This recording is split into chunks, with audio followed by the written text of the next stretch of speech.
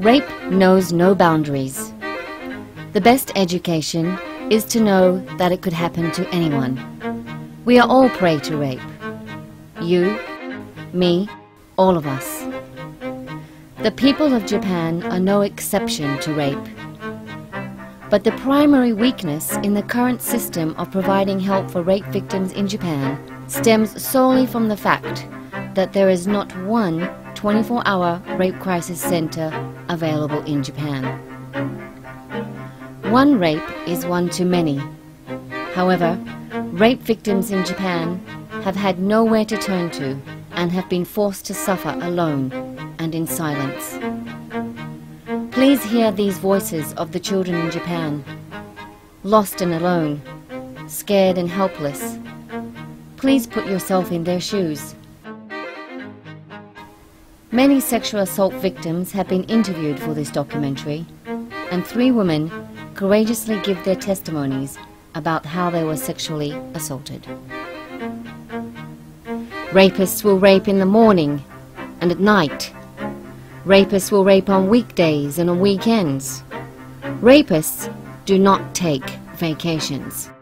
Therefore, 24-hour rape crisis centers must be established without delay throughout Japan. 私が初めて義理の父からレイプされたのは7歳の時でした。彼は私に、母には絶対に言うなと言いました。彼にレイプされる時はいつもそれが夢であるのだと思っていました。でもそれは現実でした。彼は16年間私をレイプし続けました。もう私を傷つけないでほしいと懇願するたびに、父親からレイプされている小さい少女は他にもいるのだと彼は私に言いました。私は同じようにレイプされている少女に会いたい、話したい、そう願っていました。なぜなら私がどう感じているか彼女なら理解してくれるはずだから。今日大人になった私は被害者として声を上げます。子供を救うことができるかもしれないという望みを持ってこのメッセージをあなたに届けます。誰かに話したい、助けてほしいと思っていたあの時を私は一瞬たりとも忘れたことがありません。あの時誰も助けてくれる人はいませんでした。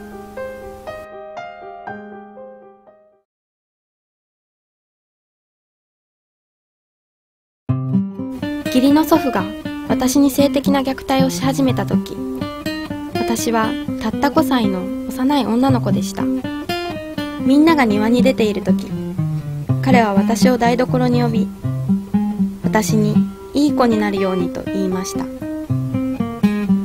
私の胸がどれほど大きくなったか確かめるために、私の体を触らなければならないと。そして彼はビールの匂いのする息で私にキスをし、いい子だいい子だと言うのです。なぜ信頼されるべき人間が罪のない子供の人生を恐怖に陥れるのか、私には今もわかりません。彼が癌で死んだ時、涙なんかこれっぽっちも出ませんでした。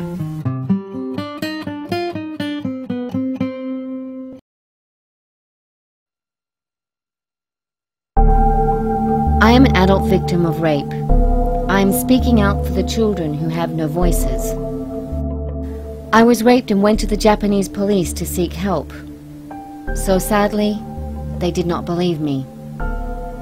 I had no underwear on because I had just been raped. The police made me look for the rapists. The police forced me back to the place where I was just raped. The police ordered me to have my photographs taken at the empty car park and forced me to point my finger at the place where I'd just been raped. The entire time, I begged the police to let me go to the hospital, but they said that I was not hurt enough. If I was hurt, then I had to show them where. I had put off going to the toilet for about 4 hours so I could keep the evidence inside of my body. The crime scene in the case of rape is the victim's body.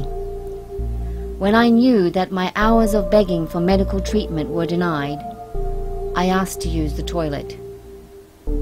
So sadly, I searched the cold toilet inside of the police station for a paper cup in hopes to save the sperm inside of my body that I had been holding on to for 4 hours. I could not find a paper cup. All I could do was sit on the toilet and cry. Finally, when they allowed me to go to the hospital, they only asked the doctor to do sperm tests. That was all. There was no rape test kit. My examination for forensic evidence purposes took a mere 5 minutes. I was highly suicidal even at this initial stage, due to the way the police had treated me without compassion and dignity. The police still did not let me go home. They interrogated me for another 3 hours, and then they finally told me that I could go that afternoon. I had not had anything to drink or eat. I was so exhausted to the point of collapse, and left the police station with the same clothes on that I had been raped in. 2 months later, I had to return to the police station for the purpose of reenactment photographs. In Japan, the rape victim must do reenactment photographs of the entire rape against them. Each and every position of the rape must be photographed. I could not even think about getting into these photographs like the police wanted me to. So I was made to be director of my own rape and directed a male and female police officer to take my place. I question, what child could reenact photographs for the police like this? These inhumane and outdated practices by the police of protocol reenactment photographs must be banned. No human being should be second raped by police, and no victim, man, woman or child, should be traumatized. I was treated like a criminal, interrogated for hours and hours on end like a criminal. No woman, no man, nor child should have to go through such re-victimization such as I have. Today, I speak out for the voices of the victims, the children that will sadly come after me.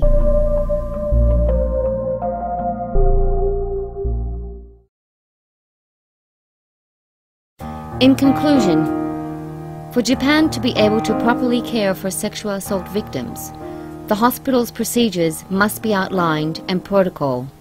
The dire importance of a detailed physical exam following a rape is essential, and rape collection kits used by doctors to gather such evidence for forensic purposes must be readily available throughout Japan. The grave importance of a rape victim having a counselor with her throughout the emergency room visit, and the need for follow-up care for treatment of rape trauma syndrome and PTSD is essential. Sensitive handling by police and law enforcement is crucial, and until we see all of these procedures in reality and not on a piece of paper in some manual, then Japan will continue to be a rape-cultivating society, breeding silent and helpless victims.